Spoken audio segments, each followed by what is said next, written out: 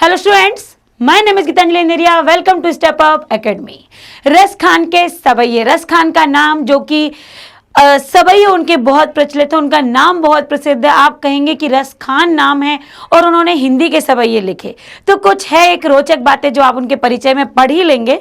तो ये रोचक बातें पढ़ने के लिए जो आपके पाठ्यक्रम में दी हैं, कक्षा 9वीं हिंदी क्षितिज पाठ 9 सवैया, और जिन्होंने ईश्वर के बारे में, वो भी कृष्ण के बारे में बहुत कुछ अपनी भक्ति को अपने सवैयों के माध्यम से प्रस्तुत किया है। कवि परिचय पहले पढ़ते हैं कि कृष्ण भक्त कवि रस खान का जन्म सन 1548 में दिल्ली के निकट हुआ था। उनका मूल नाम सैयद इब्राहिम था। मुसलमान होने पर भी उनकी कृष्ण में गहरी आस्था थी। उनकी कृष्ण भक्ति से प्रभावित होकर गोस्वामी विठल दास ने उनको शिष्य बना लिया। कहा जाता है श्रीनाथ के मंदिर में उनको श्री कृष्ण के साक्षात दर्शन हुए थे। इतने प्रसिद्ध, इतने जाने माने और इतने श्रेष्ठ भक्त थे ये। तब से वे ब्रजभूमि में ही बस गए। उनकी मृत्यु सन 1628 के आसपास हुई थी। तो इनको जब ये कहते हैं कि जा रहे थे रास्ते में, तब जाकर इनको उस समय ये ब्रज में गए थे और इनको साक्षात दर्शन भी हुए थे। उनकी 2 रचनाएं हैं, प्रेम वाटिका और सुजान रस खान। उनकी रचनाओं का संग्रह रसखान रचनावली के नाम से जाना जाता है। कृष्ण के प्रति अगाध श्रद्धा रखने वाले रसखान ने कृष्ण भक्ति को अपने काव्य का विषय बनाया। वे कृष्ण से संबंधित प्रत्येक वस्तु, चाहे वह जड़ हो या चेतन, सब पर मुग्ध थे। उनके काव्य में समूची ब्रज जो भूमि है उसके प्रति अनुराग प्रकट हुआ। उनका कृष्ण के प्रति प्रेम पवित्र, निश्चल और निस्वार्थ है, जिसमें उनकी तन्मयता, भक्ति और भावुकता और तल्लीनता के दर्शन होते हैं। रसखान ने ब्रज भाषा में काव्य रचना की, जिसमें सरलता, सरसता और मधुरता का गुण विद्यमान है। भाषा में मुहावरों के प्रयोग के कारण मधुरता बढ़ जाती है। वे दोहा, कविता और सवैया तीनों छंदों पर अधिकार रखते हैं, पर उनके सवैये अद्वितीय हैं, मतलब कहीं और देखने नहीं मिलते। उन्हें देखकर रसखान को रस की खान कहने में कोई अतिशयोक्ति नहीं होगी। जो आनंद की खदान है, जो लोगों को आनंद से भरपूर कर देते हैं, वो हैं रसखान। रसखान द्वारा रचित सवैयों में कृष्ण और उनकी लीला भूमि वृंदावन की प्रत्येक वस्तु के प्रति लगाव प्रकट हुआ है। कवि श्री कृष्ण के काले कंबल पर तीनों लोकों का सुख त्यागने को तैयार हैं। तीसरे सवैये में कृष्ण के रूप सौंदर्य पर मुग्ध गोपियां स्वयं कृष्ण रूप धारण करना चाहती हैं, और चौथे सवैये में कृष्ण की बांसुरी की धुन की मादकता और गोपियों की व्यवस्था का सजीव चित्रण हुआ है। चलिए तो देखते हैं अब इनके पद कि क्या कहा है उन्होंने। मानुष हूँ तो बही रस खानी, बसऊं ब्रज गोकुल गांव के ग्वारन। जो पशु हूँ तो कहाँ बस मेरो, चरऊ नित नंद की धेनु मझारन। पाहन हूँ तो वही गिर को जो कियो, हरि छत्र पुरंदन धारुन। जो खग हूँ तो बसेरो करो मिली, कालंदिकुल कदम्ब की डारन। यहाँ पर एक भक्त की ईश्वर के प्रति भक्ति समर्पित हुई है। किस तरह, मतलब किसी भी योनि में मैं जन्म लूं, लेकिन मैं जब भी रहूं तो अपने कृष्ण के पास में रहूं। तो यहाँ वो कहते हैं कि यदि मैं मरकर अगली योनि में, अगले जन्म में यदि मैं मनुष्य बनता हूँ, तो मैं, भाई रसखान कहते हैं, बसऊं ब्रज गोकुल, मैं उस गोकुल में, उस ब्रज के ग्वालों में रहना चाहता हूँ। मैं वहाँ का ग्वाला बनना चाहता हूँ। जो पशु हो तो कहाँ बस मेरो, वो कह रहे यदि मैं पशु बन जाऊँ, मेरा कोई बस नहीं कि अगले जन्म में मैं क्या बनने वाला हूँ। यदि मैं पशु बन जाता हूँ तो मैं कहाँ का, मैं नंद की गायों के बीच रह कर एक गाय बनना चाहूँगा। पाहन हूँ तो, अब यहाँ तक वो कह रहे यदि मैं निर्जीव वस्तु भी बनता हूँ, यदि मैं पत्थर भी बनता हूँ, तो मैं उस गोवर्धन पर्वत का पत्थर बनना चाहूँगा, जहाँ पर कृष्ण ने एक अंगुली पर उसको रखकर संपूर्ण गांव की लोगों की रक्षा की थी। तो मैं उस पाहन वह गिरी को जो कि हर छत्र पुरंदर धारण, जहाँ पर हरि ने छाते के रूप में उसे अंगुली पर धारण कर लिया था, ऐसे गोवर्धन पर्वत का मैं पत्थर बनना चाहूँगा। जो खग हो तो बसऊ करो मिली, यदि मैं पक्षी बन जाता हूँ तो मैं अपना बसेरा उस कालिंदी की डाल पर, उस कदम्ब की डाल पर करना चाहूँगा, जिसके नीचे रहकर कृष्ण तो रास रचाते हैं। कृष्ण की, अब यहाँ भावार्थ है कि कृष्ण की लीला भूमि ब्रज के प्रति अपना लगाव प्रकट करते हुए कवि रसखान कहते हैं कि अगले जन्म में यदि मैं मनुष्य बनूं तो गोकुल के गांव के ग्वालों के मध्य में रहना चाहूंगा। यदि मैं पशु बनूं तो इसमें मेरा कोई जोर नहीं, फिर भी मैं नंद बाबा की गायों के बीच रहना चाहूंगा। यदि मैं पत्थर बनूं तो उसी गोवर्धन पर्वत का पत्थर बनूं जिसे कृष्ण ने अपनी अंगुली पर उठाकर लोगों को इंद्र के प्रकोप से बचाया था। यदि मैं पक्षी बनूं तो उसी कदम के पेड़ पर अपना बसेरा बनाऊं जो यमुना के किनारे है तथा जिसके नीचे कृष्ण ने रास रची है। तो ये है ईश्वर के प्रति अपनी भक्ति एक भक्त ने समर्पित की है। हर क्षण, हर पल, हर जन्म में वह अपने ईश्वर के साथ रहना चाहता है, उनके पास रहना चाहता है। इसके अंतर्गत प्रश्न है, रसखान जी कृष्ण का सानिध्य पाने के लिए क्या क्या कामना करते हैं? तो रसखान जी कृष्ण का सानिध्य पाने के लिए मनुष्य बने तो वो ग्वाल बनना चाहते हैं, पत्थर बने तो गिरी का, उस गोवर्धन का पत्थर बनना चाहते हैं, पशु बने तो नंद बाबा की गाय बनना चाहते हैं, और यदि पक्षी बने तो कदम की डाल पर बसेरा करना चाहते हैं। ये वो चाहते हैं। देखिए, कृष्ण का सानिध्य पाने के लिए रसखान मनुष्य बनने पर ब्रज का ग्वाला, पशु बनने पर नंद की गाय, पत्थर बनने पर गोवर्धन पर्वत का भाग और पक्षी बनने पर कदम्ब की डालों पर अपना बसेरा चाहते हैं। पक्षी बनकर कवि यमुना किनारे कदम के पेड़ पर क्यों रहना चाहते हैं? क्योंकि कदम के पेड़ के नीचे कृष्ण रास रचाया करते थे, बंसी बजाया करते थे। पक्षी के रूप में जन्म लेने पर कवि यमुना किनारे कदम की डाल पर इसलिए बसेरा बनाना चाहते हैं क्योंकि उसी वृक्ष के नीचे कृष्ण बंसी बजाया करते थे, गोपियों के साथ रास रचाया करते थे। उससे वृक्ष से जुड़ी हुई कृष्ण की यादों के साथ वो वहां पर अपना बसेरा करना चाहते हैं। निर्जीव रूप में कवि ने क्या इच्छा प्रकट की? निर्जीव रूप में वो बने, यदि पत्थर बन जाए तो वही गोवर्धन पर्वत का पत्थर वो बनना चाहते हैं। कवि एवं कविता का नाम, तो कवि का नाम है रसखान, तो कविता का नाम है सवई है। मनुष्य रूप में जन्म लेने पर कवि कहाँ बसना चाहता है? तो कवि ब्रज में बसना चाहता है, ब्रज के गांव में बसेरा करना चाहता है ग्वाल बाल बनकर। पशु के रूप में जन्म लेने पर कवि ने विवश होने की बात क्यों कही है? क्योंकि पशु के रूप में जन्म लें इसमें उनका कोई जोर नहीं, और पशु के रूप में बन जाए तो उन पशुओं पर भी कोई जोर नहीं कि कोई भी गले में रस्सा बांधकर कहीं पर भी ले जा सकता है। कवि किस पर्वत का पत्थर बनना चाहते हैं? तो कवि गोवर्धन पर्वत का पत्थर बनना चाहते हैं जिसे कृष्ण ने अपनी उंगली पर उठाया था। काव्यांश से अनुप्रास अलंकार का एक उदाहरण दीजिए।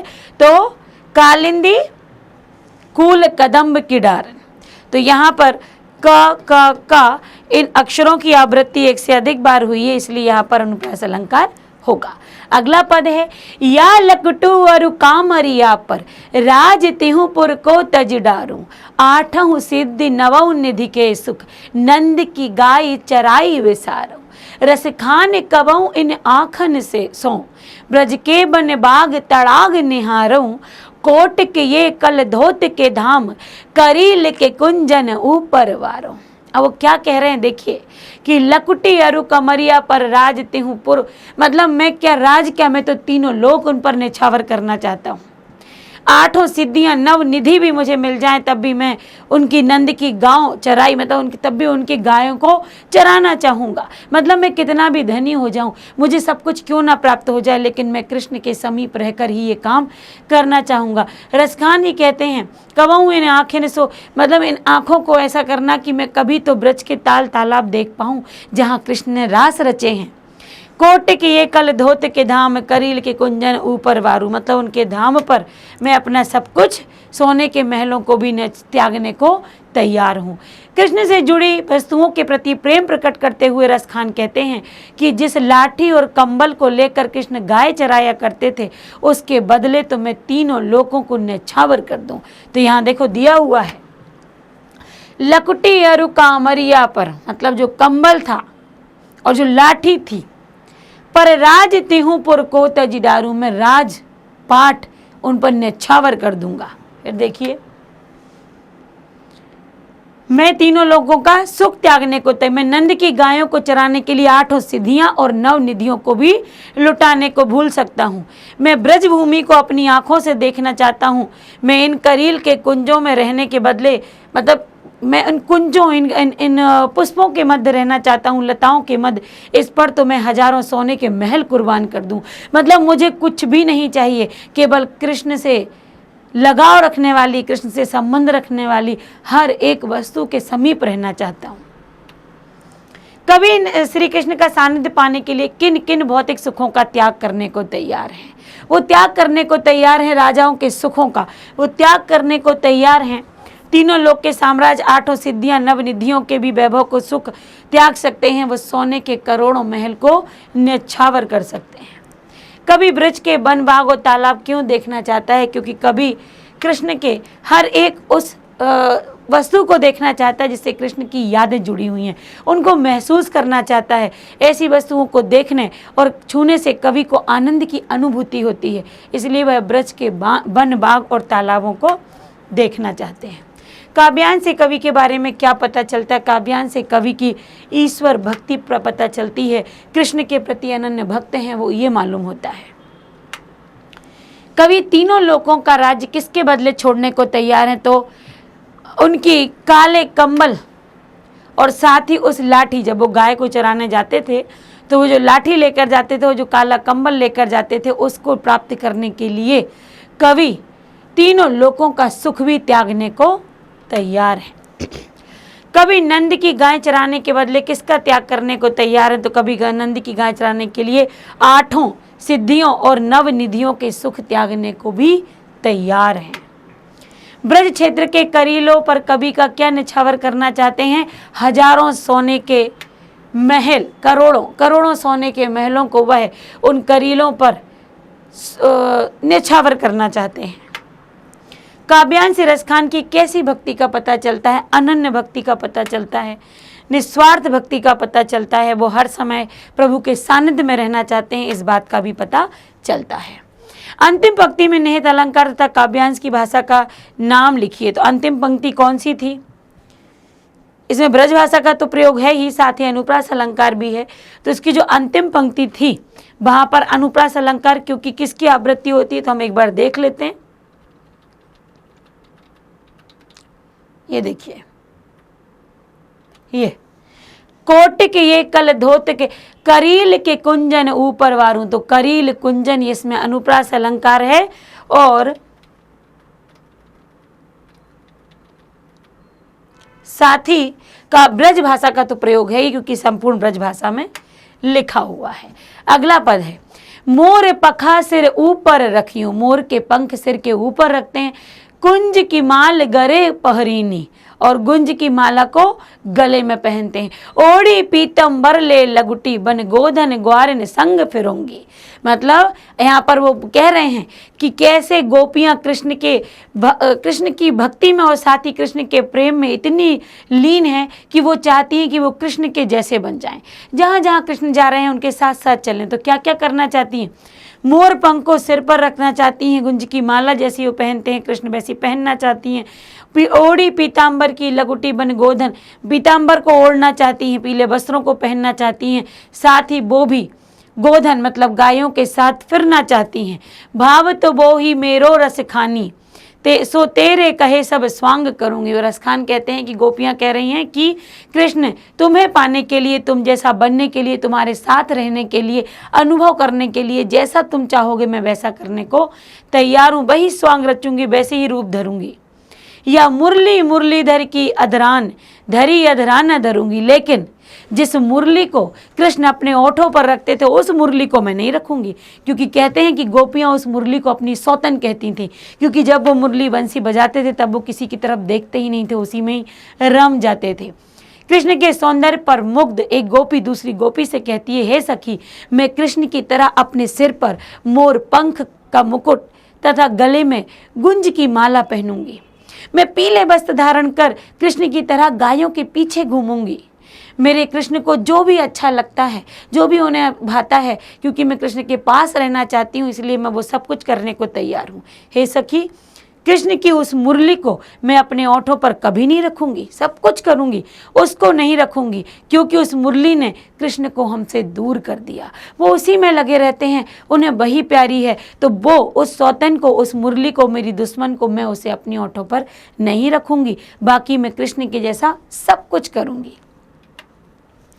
तो इसमें है गोपी श्री कृष्ण का रूप बनाने के लिए क्या क्या करने को तैयार है। मोर पंख लगाने को, गायों के पीछे घूमने को, पीला वस्त्र पहनने को, साथ ही गुंज की माला और वो चरने वाली लाठी को भी अपने साथ लेने को तैयार हैं। गोपी कृष्ण की मुरली ओंठों पर क्यों नहीं रखना चाहती? क्योंकि उसी मुरली के कारण गोपी से कृष्ण अलग हुए थे। श्री कृष्ण जो मुरली है उससे असीम प्रेम करते हैं। गोपियाँ सोचती हैं इसी मुरली के कारण तो वे कृष्ण के पास नहीं आ पाती, वंचित रह जाती हैं। श्री कृष्ण गोपियों को भूलकर मुरली में बस जाते हैं, अपने ओंठों से लगाए रहते हैं। इसी सीतिया ढाई मतलब इसी ईर्ष्या के कारण गोपी मुरली को अपने ओंठों पर नहीं रखना चाहती। गोपी कृष्ण जैसा क्यों दिखना चाहती हैं? गोपियाँ कृष्ण जैसा दिखना चाहती हैं क्योंकि ये कृष्ण के प्रति उनके अनन्य प्रेम और उनकी अनन्य भक्ति है। बस श्री कृष्ण का रूप धारण कर कृष्णमय हो जाना चाहती हैं, इसलिए वह कृष्ण जैसा दिखना चाहती हैं। सवैया में कौन किसके कहने पर क्या करने को तैयार है? कृष्ण के कहने पर मतलब गोपी अपनी सखी के कहने पर कृष्ण का स्वांग रचने को तैयार है कि सखी तुम जैसे जैसे बोलोगी मैं कृष्ण के लिए वैसे वैसे बन जाऊंगी। गोपी किससे अच्छा लगने वाला श्रृंगार करना चाहती है? गोपी कृष्ण को अच्छा लगने वाला श्रृंगार करना चाहती है। गोपी कृष्ण का रूप धारण करने हेतु क्या करने को तैयार नहीं है? मुरली को अपने ओंठों पर लगाने को तैयार नहीं है। सवैया से गोपी के किस मनोभाव का पता चलता है? तो सवैया से गोपी के कृष्ण के प्रति जो असीम अनुराग रखते हुए अनन्य भक्ति करती हैं और कृष्ण के पास जाना चाहती हैं, ये भाव पता चलता है। अंतिम पंक्ति में नेत अलंकारों के नाम लिखिए। तो अंतिम पंक्ति में जो अलंकार आए थे अनुप्रास है और यमक अलंकार है। कहीं ना कहीं शब्द का अर्थ जो बदल कर आया है तो यमक अलंकार होगा। अगला पद है काननी दई अंगुरी रही वो, मतलब काननी मतलब कानों पर मैं अंगुली रख लूंगी। जब मुरली धुनी मंद बजेगी, जब वह मुरली की धुन बजेगी तो मैं अपने कानों को बंद कर लूंगी, क्योंकि गोपियों को मुरली से बड़ी चिढ़ थी। मोहनी तानन सो रस खानियो, कह रहे रस खान कह रहे हैं यहाँ पर कि गोपियां कह रही हैं कि मोहनी जब वह मधुर तान को अट्टा चढ़ी, अट्टालिकाओं पर मतलब ऊपर ऊंचे घरों पर ऊंचे भाग पर चढ़कर गोधन गई है तो है, वो कितना भी गोधन गाए मैं नहीं सुनूंगी। तेरी कहो सिगरे ब्रज लोगनी काल ही कोई कितनो समझोई, वो कह रहे कितना भी आवाज लगाए मैं नहीं सुनूंगी, लेकिन मैं यह ब्रज के लोगों के सामने कह देती हूँ कि कोई मुझको कितनो समझो है, कितना भी समझाए। मायरी बा मुख की मुस्कानी मतलब मेरे मुख पर जो मुस्कुराहट आ जाती है कृष्ण के आने से, वो मुस्कुराहट मुझसे संभाली ना जई ही, वह मुस्कुराहट मुझसे नहीं संभाली जाएगी। मैं उसकी मुरली नहीं सुनूंगी, आवाज़ नहीं सुनूंगी, लेकिन जब वह मुस्कुराएंगे मेरे सामने आएंगे तो उनकी मुस्कुराहट से मैं रुक नहीं पाऊंगी। श्री कृष्ण की मुरली की ध्वनि और उनकी मधुर मुस्कान पर मोहित एक गोपी कहती है कि जब श्री कृष्ण मधुर स्वर में मुरली बजाएंगे तो मैं अपने कानों पर अंगुली रख लूंगी, अंगुली डाल दूंगी ताकि मैं उन्हें सुन न सकूं। ऊंची ऊंची अट्टालिकाओं पर चढ़कर कृष्ण जब गोधन गाते हैं तो गाते रहें, मैं उससे बेअसर रहूंगी। मैं ब्रज के लोगों के सामने चिल्लाकर कहना चाहती हूँ कि कल को कोई मुझे कितना भी समझाए, पर कृष्ण की एक मुस्कान पर मैं अपने बस में नहीं रह सकूंगी। उस मुस्कान का जादू तो मुझ पर चल ही जाएगा। श्री कृष्ण की अदाएं गोपियों को किस मनोदशा में ले जाती हैं? तो श्री कृष्ण की अदाएं गोपियों को स्वयं जब कृष्ण मधुर स्वर में मुरली बजाते हैं, अटारी पर मधुर स्वर में गाते हैं, तो वह सुनकर वह बेबस हो जाती है। कृष्ण की मादक मोहन मुस्कान से वह स्वयं को रोक नहीं पाती। गोपी स्वयं को कब नहीं संभाल पाती और क्यों? जब कृष्ण सामने आकर मुस्कुराते हैं तो वह कृष्ण की तान ना सुनकर स्वयं को संभाल ले, परंतु उनकी मधुर मोहक मुस्कान को देखकर स्वयं को वो संभाल नहीं पाती, उनकी मुस्कान की दीवानी हो जाती है। गोपी अपनी बात ब्रज के लोगों को क्यों सुना रही है?